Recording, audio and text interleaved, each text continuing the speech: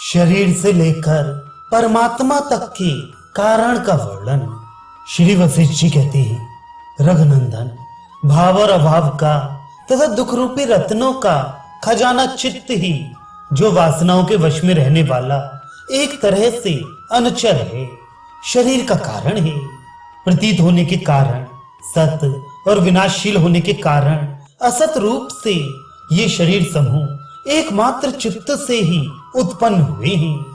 जैसे स्वप्न में भ्रम से संसार की प्रतीति सबको स्वयं होती है, जो ये मिथ्या जगत का स्वरूप दृश्यता को प्राप्त है, वे चित्त से उसी प्रकार उत्पन्न होता है जिस प्रकार मिट्टी से घड़े आदि उत्पन्न होते हैं।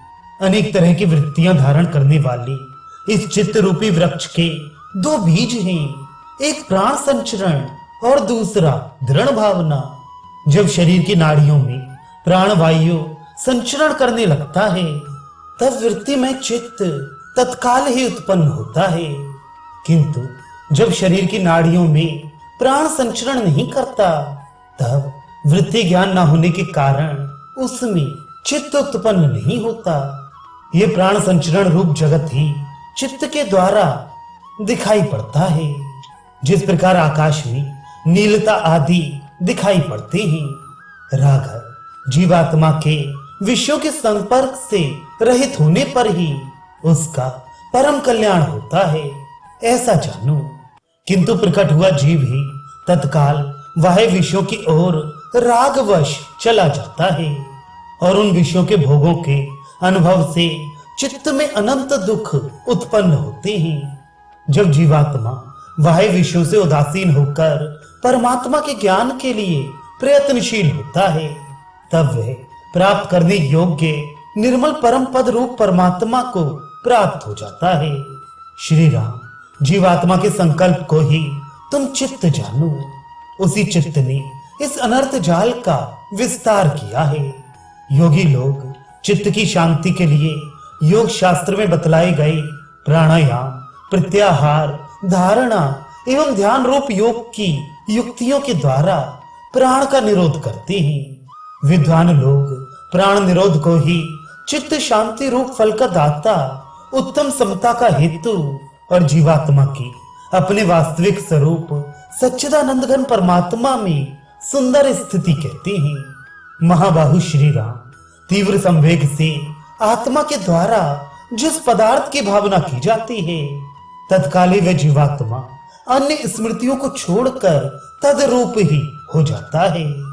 वासना के अत्यंत वशीभूत और तद्रूप हुआ वह जीवात्मा जिस किसी को देख लेता है, उस सबको अज्ञान से सद्वस्तु मान लेता है और वासना के वेगवश अपने स्वरूप को भूल जाता है।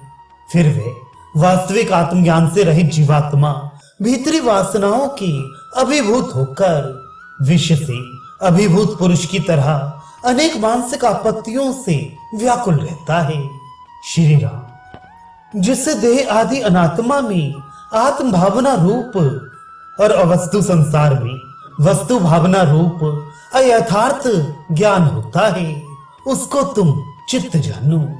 दृढ़ अभ्यास के कारण देह आदि पदार्थों में अहम मम आदि वासना से ही जन्म, जरा और मरण का कारण अति चंचल चित्त उत्पन्न होता है।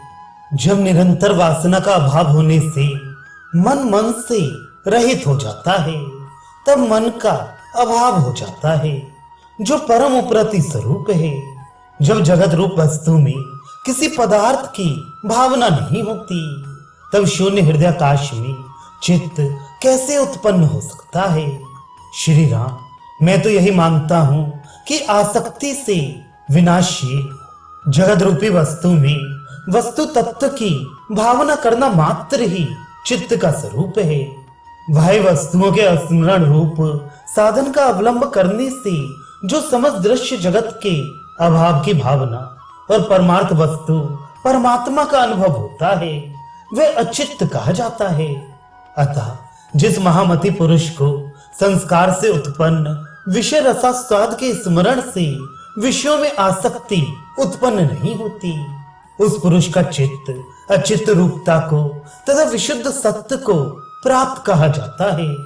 जिस महापुरुष में पुनर्जन्म की कारणभूता अहमता ममता रूप वासना का अभाव हो गया है, वे चक्र के भ्रमण सदृश जगत के व्यवहार में लगा हुआ भी जीवन मुक्त और परमात्मा में स्थित है। तात्पर्य ये कि जिस प्रकार कुंभकार के व्यापार के अभाव में भी चक्र का भ्रमण तब तक होता रहता है जब तक उसमें वेग रहता है, उसी प्रकार अविद्या के नाश होने पर भी प्रारब्ध संस्कार के अवशिष्ट रहने से अहंकार के बिना ही जीवन मुक्त का शरीर और उसका व्यवहार दोनों प्रारब्ध भोग पर्यंत विद्यमान रहते हैं। जिनका चित्त भुने हुए बीज के सदृश पुनर्जन्म से शून्य और विषयानुरक्ति से रहित है, वे महान भाव जीवन मुक्त हुए स्थित रहते हैं। जिनका चित्त विशुद्ध सत्य रूपता प्राप्त कर चुका है, ऐसे ज्ञान के पारंगत महात्मा चित्त से रहित कहे जाते हैं।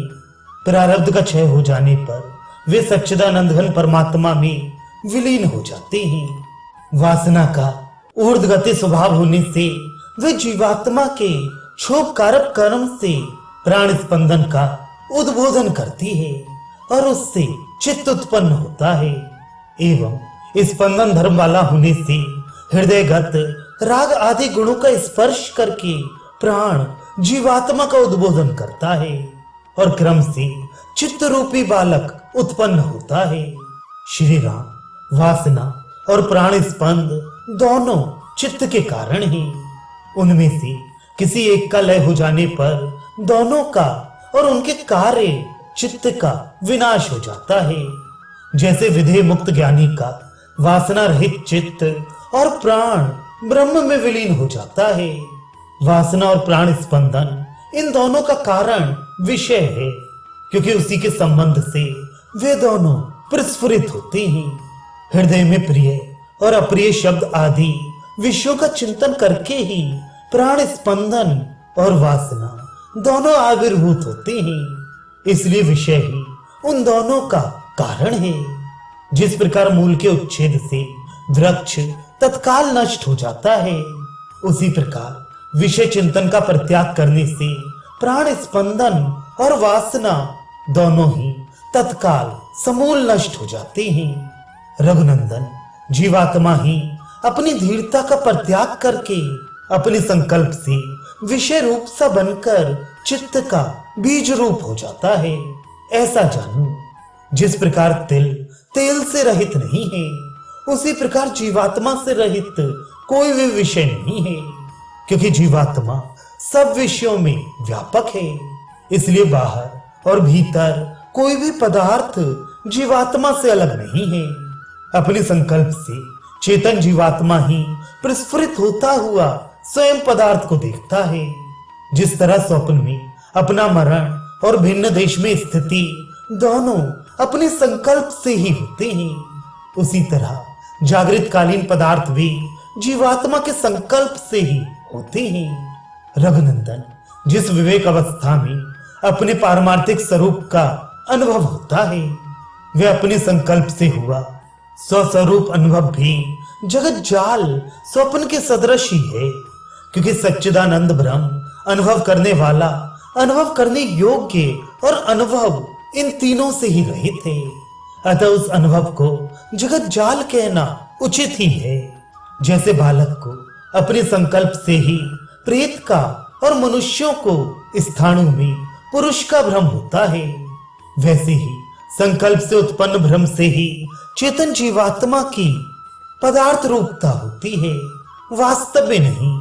ये भ्रांति ज्ञान मिथ्या है। ये यथार्थ परम ज्ञान से उसी प्रकार विलीन हो जाता है, जिस प्रकार रज्जु और चंद्र के निर्दोष दर्शन से रज्जु में सर्प भ्रांति और एक चंद्र में दो चंद्र रूपों की भ्रांति विलीन हो जाती है।